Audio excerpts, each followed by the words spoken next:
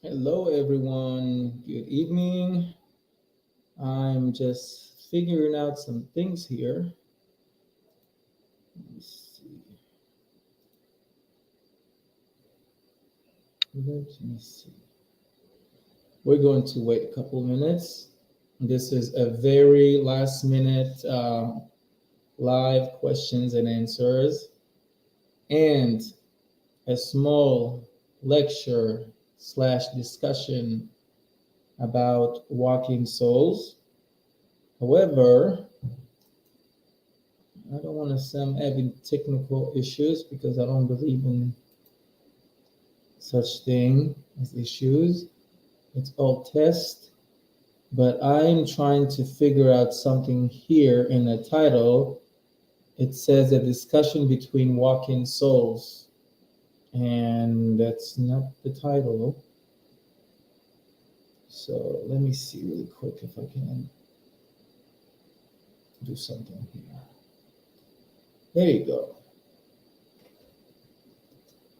So we're going to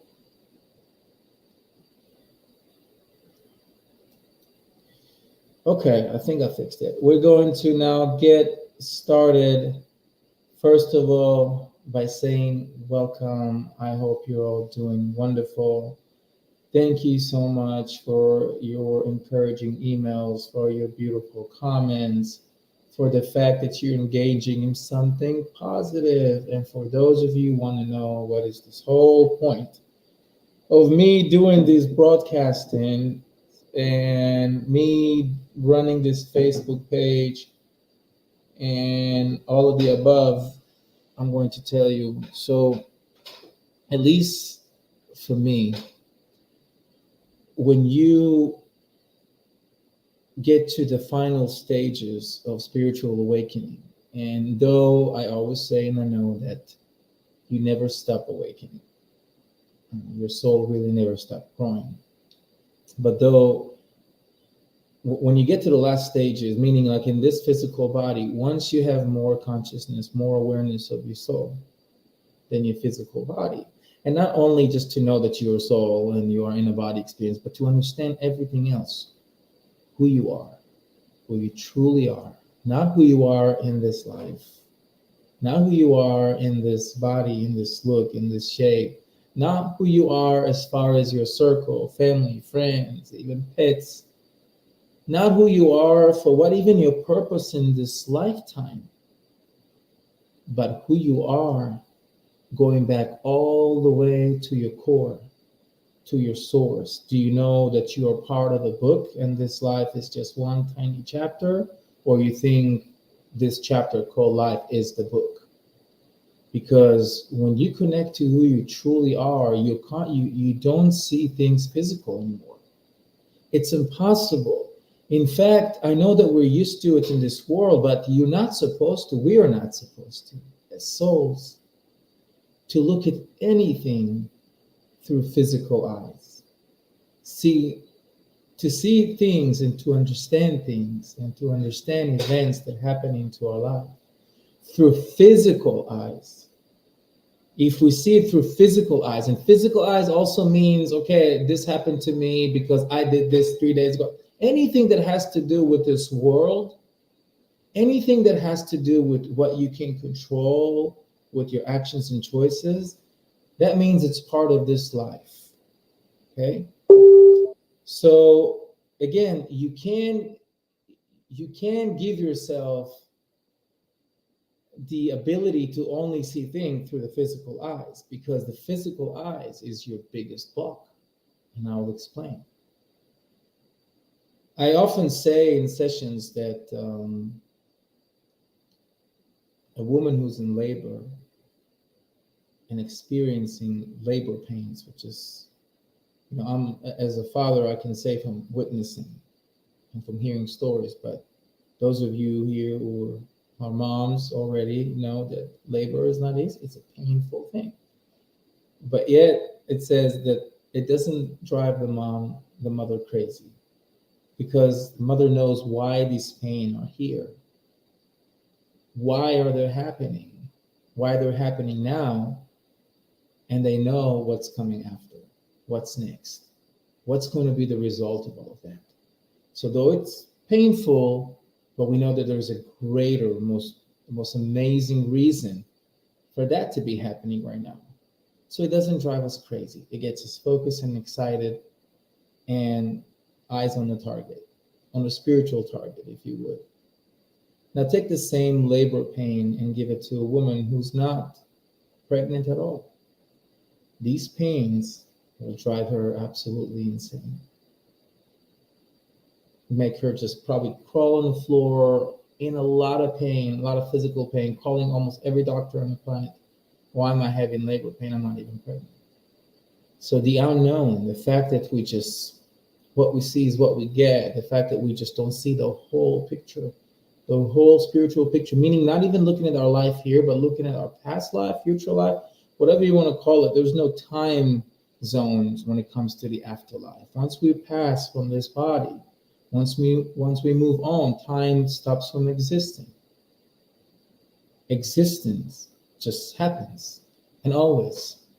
And you're in a state of bliss and consciousness. And so back to what I was trying to say. So when you spiritually awaken enough to see the world only through your spiritual eyes, you don't really care about the physical.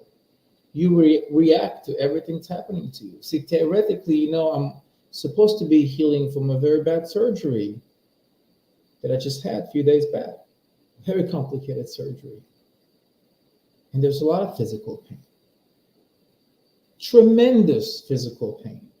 According to everybody around me that's been giving me medical care, I'm supposed to be laying down right now, or at least not sitting for a long period of time, or be on medications and just being, after surgery.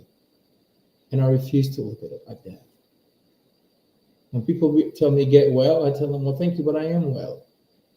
It's not a bad thing to experience physical trials. It's part of it. It's not going to last forever. Nothing physical or nothing that's happening to you in the physical life lasts forever. And that it doesn't always mean that something's wrong with you or you're lacking something to have physical issue, or to explain physical health problems. Because we all at one point, whether we awaken or not, whether we lacking something spiritually or not, whether we use a lot of therapeutic methods or not, we're all going to end up disintegrating. We can't stop that journey. That's the only fact in life that you can never deny, is that we're going to pass from this physical body. But what I tell people is that you pass back into life. See, everything that's born from the second, and doesn't have to be just a human, everything that is born into this physical consciousness is already destined to die for that body. The body dies, the soul never dies. So when we say someone dies, don't mix the soul and the body. The body, the physical body, the clothing dies. If you walk from one space to another, that doesn't mean that you died. You just left one consciousness, one reality, and moved to another. And this is exactly what happens when we pass. So after my spiritual awakening, and I'm meeting my twin flame and seeing how everything just is connected.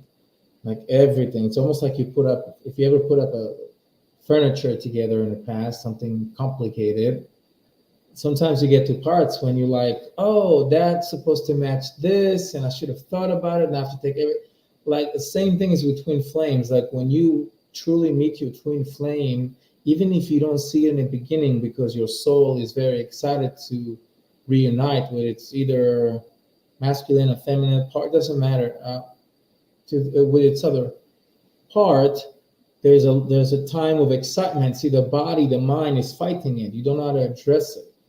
A lot of people meet their twin flames, they don't even know it. And that's, I don't want to say it's sad, because it's also meant to be. When it comes to twin flame, like, you don't have to worry about it. It's really not your actions or your choices or your dreams. It's whether you have it in your soul journey or not. It simply means whether we need all parts of your soul to do what you're supposed to do in this lifetime, or we just need one part of your soul to do what you're supposed to do in this lifetime, and maybe in the afterlife. And maybe when you reincarnate again, most of us do. Once we live the first lifespan, the first level of consciousness, like first time souls here, the next time is to come and reincarnate. And reincarnation does not always mean you have to correct yourself. Sometimes you come here to assist another soul. Sometimes you come here to just bring joy to a soul and just disappear. And people ask me, how is it possible? How can you come here as a soul to bring joy to another soul and just vanish? And I said, well, there's some cases where unfortunate, and it's still unfortunate because we all have feelings and emotions and we're still attached to this world. But sometimes you have moments where, have you heard of sudden death syndrome? Which, there are babies that are supposed to be healthy and everything went fine through pregnancy and everything was really perfect with mother and baby, and all of a sudden, and it can be all the way from the first day to a few months after when it's supposed to be safe, quote unquote, the baby passes and nobody understands it. And it's very, very painful, especially to mothers who are all mothers, but if you never had a baby before and that's your first child and you're very excited and ready in both levels of body and soul to have that, and then that baby goes away from you. So there's dual tests. It's a test for the soul of the mother, and there's a mission, a test that the soul of the baby had to come do that and go back to the state of bliss, to be part of the eternal light. See, we're always working. We're not only working in this world. If you think that we're only living in this world, in this life, no, you're limited. This is the only world or level or state of consciousness. I look at it as worlds. Life, afterlife. Afterlife is a general world. It's not a place. It's a general word for many, many levels of dimensions, if you would. Okay, a state of mind. Like we can practice it in this body. Well, when people are either panicking, extremely sad, extremely happy, extremely high, extremely excited. These are all states of moods, of in a way, consciousness, physical consciousness. And also in the afterlife, it's many, many worlds, and in each world we do a different mission, if you will. And in this world, in this life, this is the toughest one. This is where our souls are truly being tested. This is where we're getting truly baptized by fire. This is where we lose. This is where we hate. This is where we hurt. This is where we envy.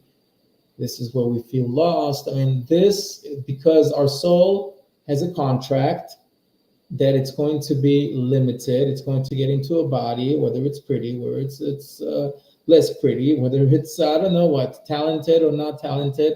It doesn't matter.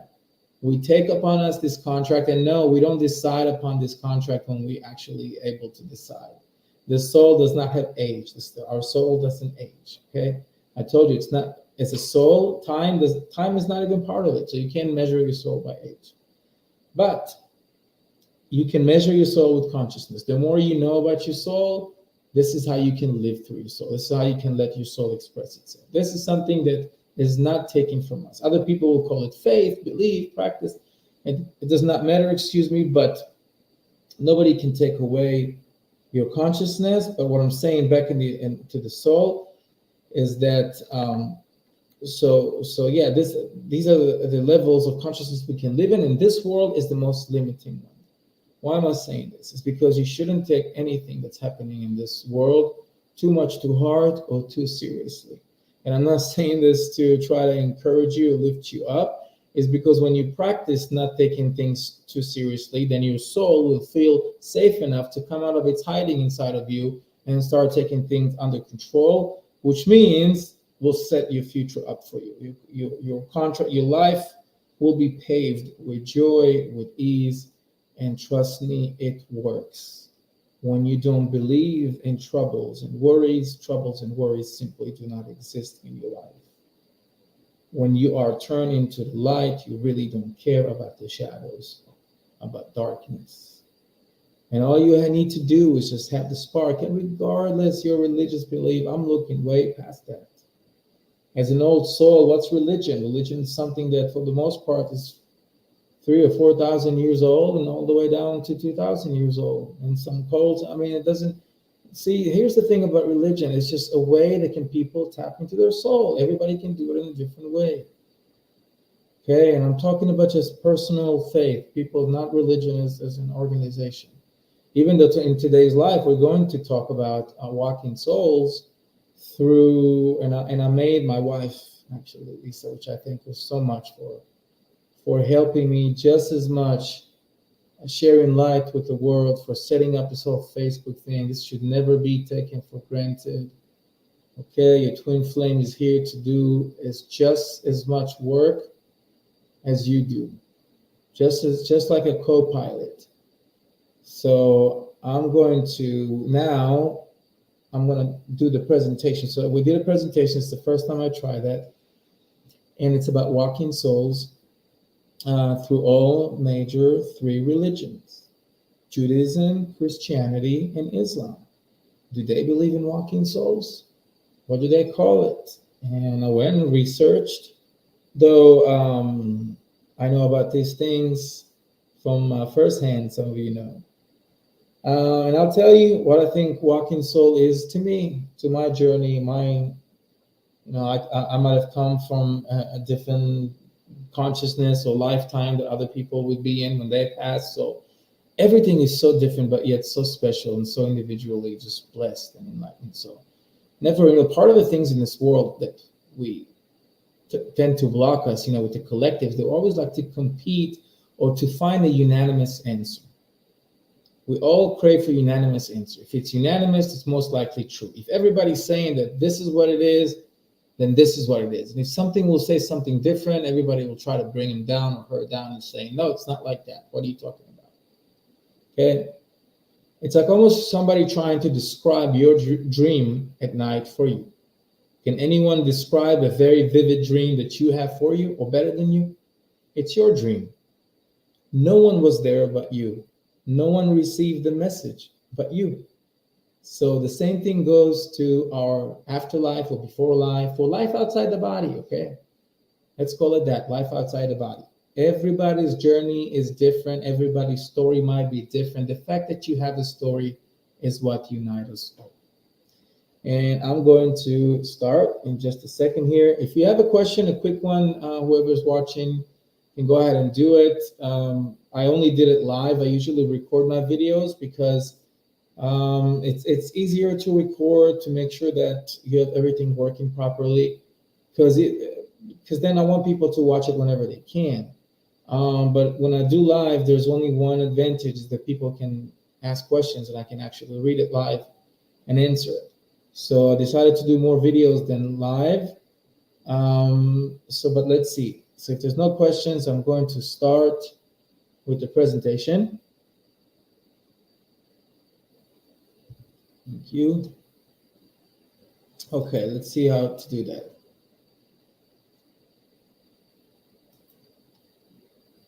Okay, so it's working.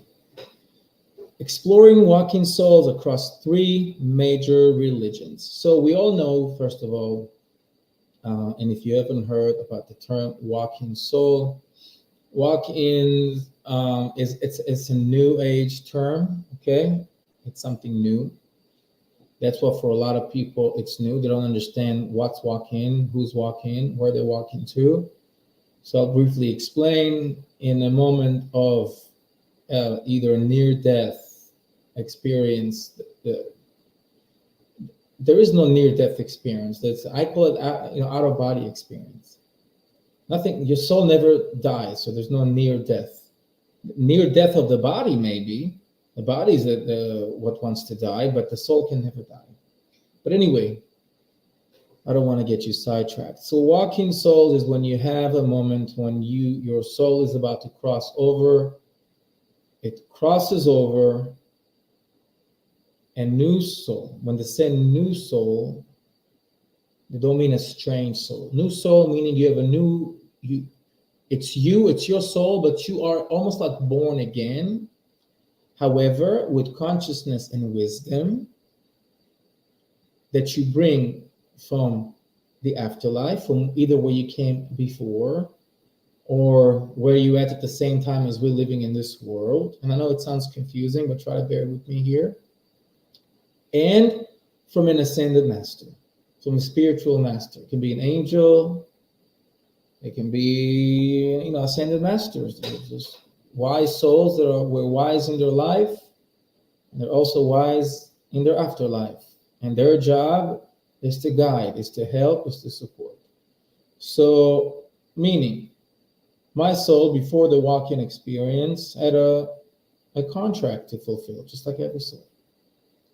However, with this contract, there is a paragraph that says in small letters that we are allowed to decide whether we want to honor this contract or not. And if we decide not to honor it, nothing's going to happen to us here in this world, or at least nothing that we're going to find a connection to. So it's kind of very tricky, like we do a contract, our souls sign a contract, but at the same time, we can choose whether to honor it or not. Who is our soul doing contract with? When they say soul contract, who's the contract with? Have you ever thought about that? We'll get to it some other time. So if you don't follow your soul contract, and you're supposed to do something really important in this world, like really, really important, that does not even, cannot stand it cannot be postponed, okay? You can't live your life past, reborn again, be a baby, be a child, and do what you're supposed to do. You're supposed to do something, and it's supposed to happen now. The divine timing shows it's now. And you haven't done it. And your choices were not what they were supposed to be. So a new soul comes in, new version of yourself. Therefore, you keep the memories, you keep the emotions, you keep your family members. You won't find them as quote unquote exciting anymore because your new soul just comes from a different level of consciousness. It wasn't here when you acquired all these feelings and memories, but it accepts them because it knows who these people are. So a new soul comes in, you come back to life. Wow, there's a miracle. Person who's supposed to die or died came back. But then you go through a lot of turmoils. You go through old soul, new soul, mind, ego. You call it demons, whatever you want to call it, fighting for control. And you go through a lot of life ups and downs, mostly downs, a lot of tests, a lot of trials. It's a big struggle. Just because you don't see it, spiritual struggle is very true. And it's way more powerful than a physical struggle. When we see a physical struggle, a fight, or altercation outside, we can get freaked out. Some of us can get scared. Think about a spiritual one. These are way more intense, way more wise, way more, it can manipulate with us and make us do things for it. Like it's spiritual, sometimes we do things, we're like, how did I do that? What made me do that? When you ask yourself, what made me do that? What was I thinking? Our souls never want to do bad. It doesn't know bad. It stays away from bad until bad catches it, manipulates it, and the ego does its thing, and then we choose against the soul. It's not like our soul chose bad. No, something took over where the soul was supposed to decide and made decisions for the soul.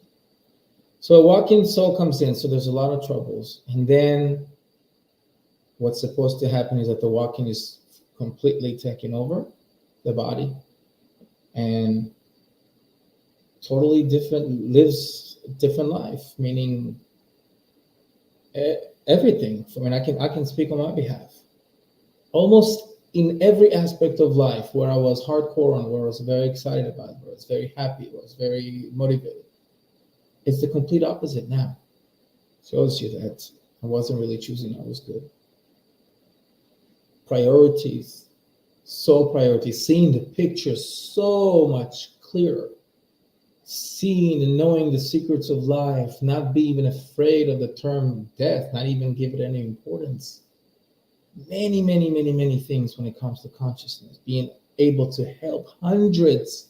I've helped hundreds of people around the world connect with me because it's something that it's meant to be between the two of us in our soul contract. Hundreds, while recovering from 2 surgeries, the last one a few months ago, back to back to back in 1 year. Yet, I've never been happier. I've never been more complete. I've never been more thrilled to be a soul, to know my journey, to be completely focused on what I need to do, and to let the divine timing take over and unfold life for me, where all I can do is take the passenger seat, enjoy the ride, react to it, appreciate it, trust the driver, and more. So that's a walking soul. I like to elaborate a lot, but it's important because I want to make sure that it speaks to people who just wants to know that there is a deeper, way deeper meaning to themselves, that they're just way more than their body. They're way more than the collective. You're way more than this universe combined. Because you're so big, everything is created for you. Everything that you see around you is created for you as an individual and also for other individuals. We get to share this consciousness, and we get to hopefully do good and light and share light with others, with the collective, and help them in their journey. But it's all individually for us. When we enjoy life, when we wake up in the morning and enjoy being alive, it's us. So going back here, let's start. Walking souls, a concept found in various spiritual beliefs, refer to the phenomenon where one soul leaves the body, making a way for another soul to inhabit it. And again, when they say another soul, it's not another, maybe they mean ascended masters, but ascended masters can affect the soul. It's just your soul, but new. It's like a rebirth of your soul. It's you coming from your higher self, from the divine light with a lot of knowledge. You do cleansing and you come back. Okay, and not a piece of you coming back. Just like when you meet your twin flame, it's another piece of your soul. Okay, that's why it's twin flames. So walking is like twin flames of another version of twin flame, to be honest with you. That's what I feel. It's making you complete. It's the best version of yourself. It's like you update your phone to the newest version.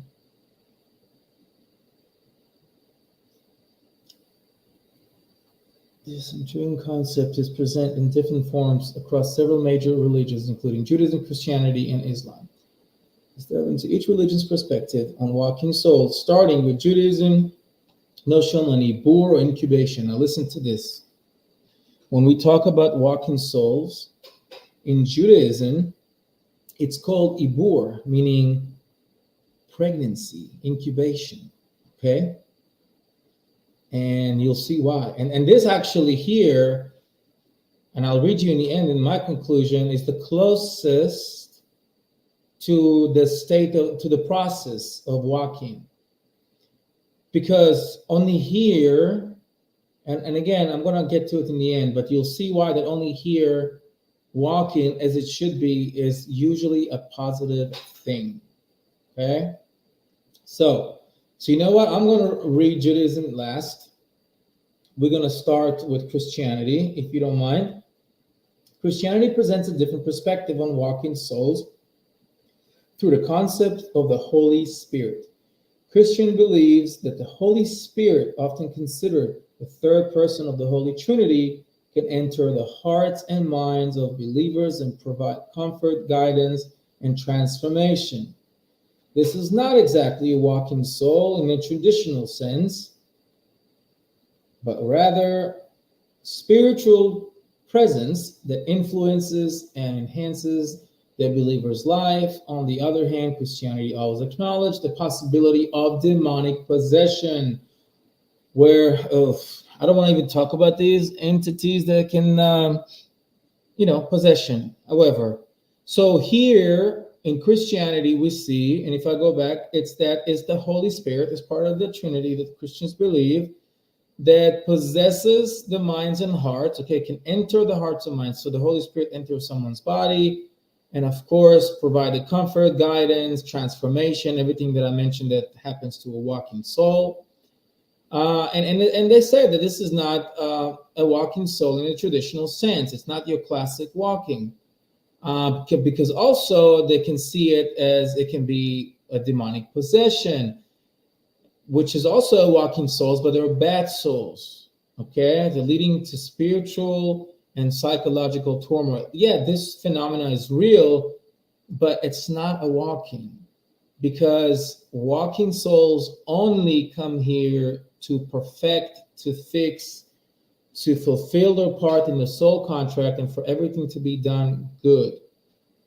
And we don't want to talk about evil, because in the world of souls, evil does not exist. Evil can only be existing here in this consciousness. You can't scare a soul in its natural form. Okay, your soul is more powerful than anything. It's part of God Himself. We'll go to Islam now.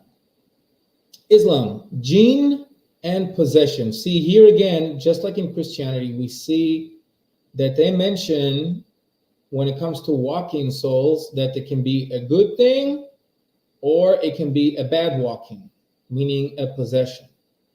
In Islam, the concept of walking souls is closely tied to the belief in jinn. And those of you who don't know, jinns are like, they tell you here, supernatural beings created by Allah. While jinn are distinct from humans, they can interact with humans and possess them. So pretty much what this jinn is, it's an angel.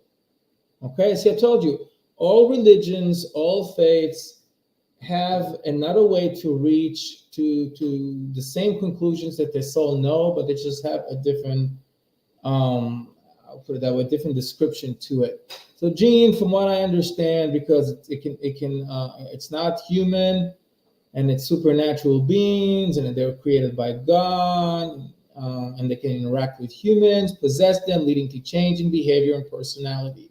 This possession is considered negative and harmful, as it is often results for malevolent genes seeking to cause harm or chaos. Islamic teachings emphasizes the importance of seeking protection through prayer and recitation specific verse from the Quran, and guard against such influence. So again, jinn, which in the beginning when I started reading this, I was like, well, they describe it to be like an angel, but apparently it's something more like a demon that possesses and make you just do bad and choose bad, and you're supposed to not worry about it and not have anything possess you but your prayers. That's what Islam says. So with Christianity, first they speak about walking souls as the Holy Spirit, and it does provide comfort, guidance as to positivity, transformation. See, all these things that came before the New Age term of walking, before what you know. It was only like, I think, discovered in the 70s or 60s, if I'm not mistaken. Now, there was a book, Strangers Among Us. It was like about walking souls, but this is where the term, the New Age term walking, really came into our life. But if you look at these old religions, you see that it's been there, just in different versions. And in 2 out of the 3 main religions, before I read Judaism one, we say that in Christianity, we completely describe the phenomena of walking soul, and it's positive, but however, it can be also a negative walking, which is demonic possession. In Islam, the jinn is like an angel as far as its characteristics, but it's nothing but negative, and it's possessing a believer to do bad. Now let's read the last, okay, about Judaism. Like I said, in Judaism, why am I reading you this? Because it's giving it a name, which is ibur, in Hebrew means pregnancy or incubation, okay? And listen to this. And that's why I told you, when it happened to me, I felt like I was reborn. I felt like it was just, if you rewind this video to the point when I was speaking about what happened to me and how my walking soul is, it's not a different soul. It's definitely not a demonic soul, because if that's a demonic soul, I don't know who I was before my transformation, because it's a soul that wants nothing but good and help, and wants nothing from this physical world, only wants to share light, pretty much, and love. And in my case, I felt like I was reborn. There was just a different soul of me just waiting to emerge, to come out, a clean one. So let's read. In Judaism, the concept of walking souls is often associated with ibur, a term that translates to pregnancy or incubation. Ibu occurs when a righteous and elevated soul temporarily enters a living person's body to assist and guide him in times of need, which now we see that it's a soul of a righteous and elevated. What's elevated soul? I told you that it was my soul, but from like a higher self, I can be elevated. Elevated in consciousness. It's come from higher worlds. We also have a glimpse of us that come from higher worlds. And therefore, because it's coming down from higher worlds, it brings down nothing but consciousness, love, knowledge, and light. And it's usually righteous. Temporarily enters a living person's body to assist and guide them in times of need.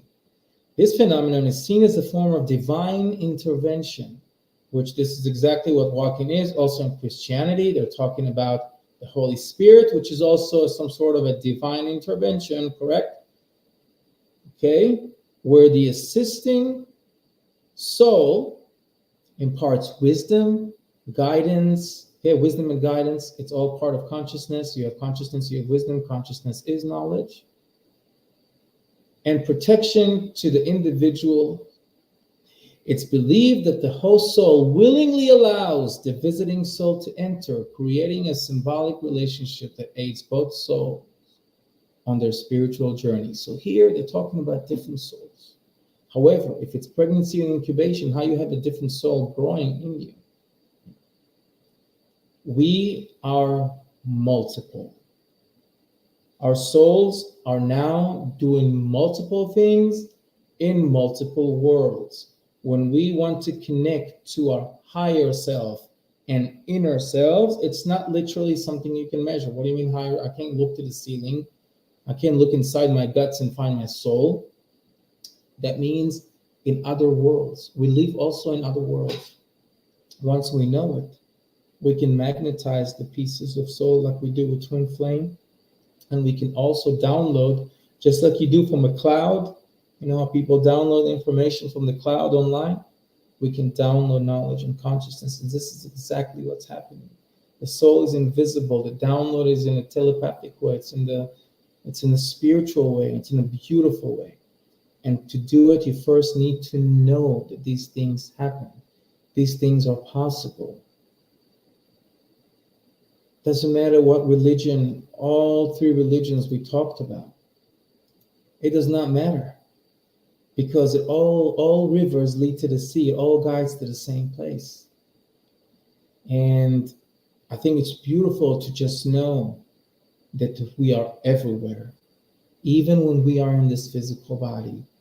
And if you want to know a proof that you're everywhere, go to bed tonight and dream and see how your body can be here and your soul can be traveling to millions of places at the same time. Come back with knowledge, wake up fresh. All these things, you can go to bed very sad and wake up in a whole different mood. It's because you are going through a process of cleansing. So I only got a couple of minutes. I was so happy to have this semi-lecture about walking souls in all three religions, and a little bit spoke about my personal story and how every day that goes by, I get even more and more consciousness. I talk to people. The other day, I was talking to this lady who's also a walking soul, but she was also an angelic one. Somebody who literally just came here with an army of angels to go through some major things. And I was talking to this lady, and I was just seeking light this whole time. Just getting light from her, because it was like, wow, I thought my story was crazy, but it's amazing to see how people go through different spiritual journeys. And that's what's beautiful about it. See your journey, whether it's difficult right now, at the moment, it's always temporarily difficult, or it's amazing. It's your own personal journey. Don't try to compare it with others. Don't try to think that your journey is not good enough because of others. Like, that's our mistake. It's one of our mistakes. If you want to connect to yourself, be with yourself. Not just physically with yourself, but be with yourself, with your thoughts, with your feelings, with your mind. So this is what I want to tell you today. And even though my body is suffering right now, I have stitches halfway through my back. I'm in a lot of pain. I have a lot of internal bleeding as I'm speaking to you.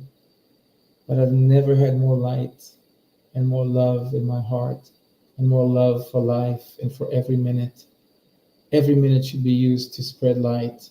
Every minute should be used to try to help people. Every minute should be used to share consciousness, to try to have people resonate with you. Because this is the main goal of this page. I don't care about other pages, what they do. Everybody live upon their journey. My wife runs this Facebook page. Sometimes I see though that a lot of these pages are really, just put it that way, could have reached more people and reached more potential if they would really stick to the subject they're about, and they would just be about that, about giving the content that people can resonate with. And I want to thank you for watching. And if you haven't watched it or watched it late, you can go back and watch it from the beginning. If you're very interested to know about the journey of the souls, again, walking souls are not near-death experience. It's not that I almost died. I saw that, I could, be outside my body. There's life after death. I know that. I'm coming back to this body, knowing that, and telling a story. But I come from different realms of consciousness. And I bring with me knowledge that, yes, it's personally mine, but at the same time, that a lot of it is really how we should live our life, or at least how we should look at our lives. At least how we should give it a chance to just look within ourselves. And I'm not telling you to follow anyone or anybody or anything. I'm just telling you to follow yourself and to find your inner voice and to let your soul take the center stage in your life so you can be on your journey to become a better person. This life is temporary. The time is ticking. From the moment we are born, there's no time to waste. Find your purpose. Find your soul contract. Find what makes you truly happy. Don't let anything in this physical world, anything that this physical world can produce, from bills to losses to I don't know what, you're not here forever. You're not here, when it comes to the soul terms, you're not here for even a trillionth split of a second. But the time that you're here, do it right. Know why you're here. And I promise you, you'll see miracles in your life. So if there's no questions, I want to thank you, everybody, for watching and listening. And you can still ask questions in the comments, and when I can get to it, I'll get to it. I appreciate you. And Saturday, I'm going to have a guest. We're going to have a broadcast talking about the voice of the ego versus the voice of the soul. This time, I'm going to step aside and let my guest speak, and we're going to have a nice conversation.